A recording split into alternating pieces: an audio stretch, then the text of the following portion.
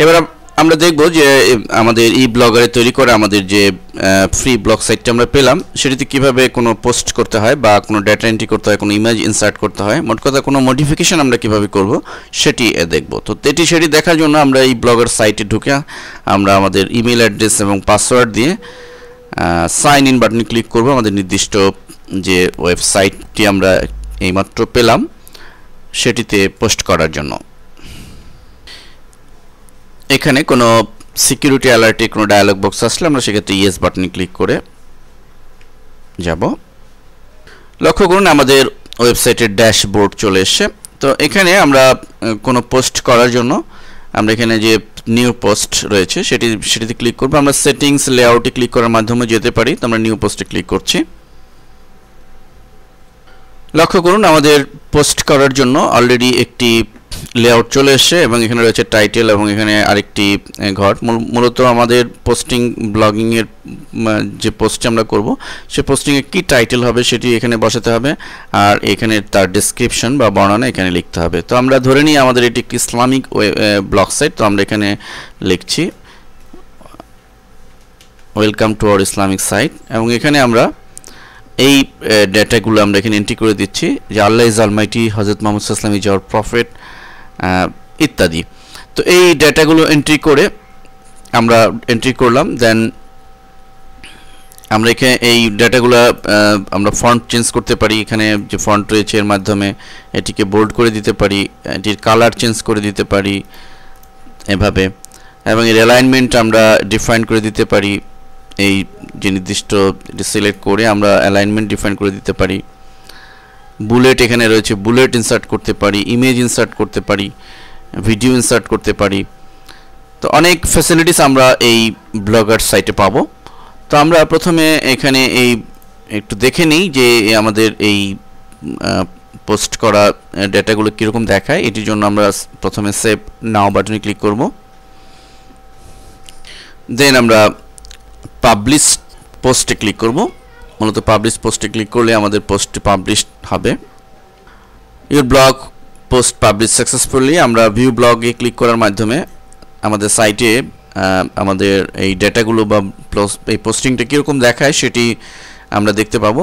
লক্ষ্য করুন আমরা এখানে দেখতে পাচ্ছি যে welcome to our Islamic site. এখানে আমরা যেভাবে লিখেছিলাম ঠিক সেভাবেই কিন্তু এখানে চলে এসছে আমাদের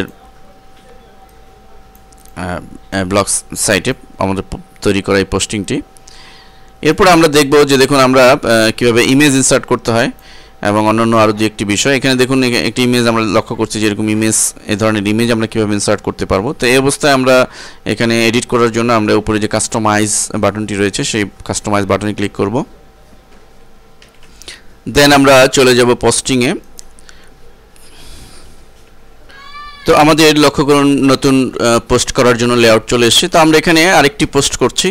তো ধরুন আমরা এখানে কম্পিউটার লিটারেসির যে ডিমান্ড সেটি সম্পর্কে এখানে একটি পোস্ট করব। তো আমরা এখানে লিখছি যে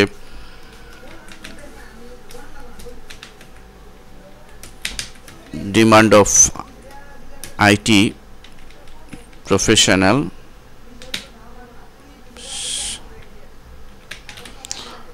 এবং নিচে আমরা এই সম্পর্কিত কিছু ব্রিফিং ধরুন টাইপ করে দিব সে, এবং এখানে আমরা একটি ইমেজ ইনসার্ট করতে চাই কম্পিউটার রিলেটেড। তো এখানে লক্ষ্য করুন ডান দিকে যে ইমেজ নামে অ্যাড ইমেজ এই বাটনটিতে ক্লিক করব।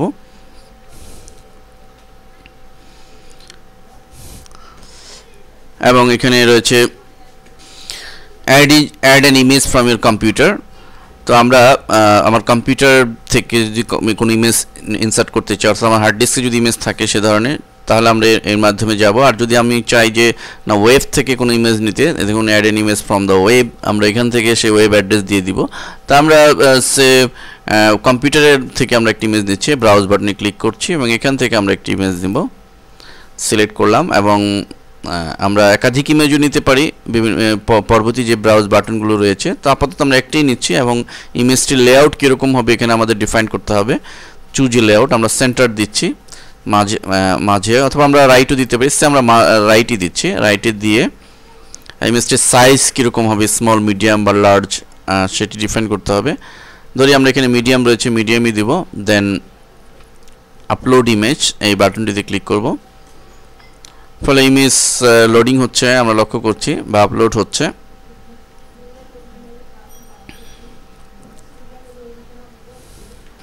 হ্যাঁ, লক্ষ্য করুন এখানে একটি ইমেজ আমরা দেখতে পাচ্ছি, এবং ডান বাটনে ক্লিক করব আমরা এই অবস্থায়,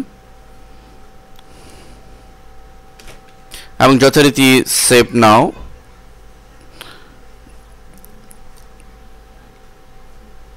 এবং পাবলিশ পোস্ট। তো আমাদের ব্লগটি পোস্ট হয়েছে, আমরা ভিউ ব্লগে ক্লিক করার মাধ্যমে এটি দেখে নিতে পারি। লক্ষ্য করুন আমাদের সামনে আমরা আমাদের ইনসার্টিং যে পোস্ট সেটি শো করছে এখানে, এবং আমরা ইমেজ যে সেট করেছিলাম সেটিও এখানে শো করছে।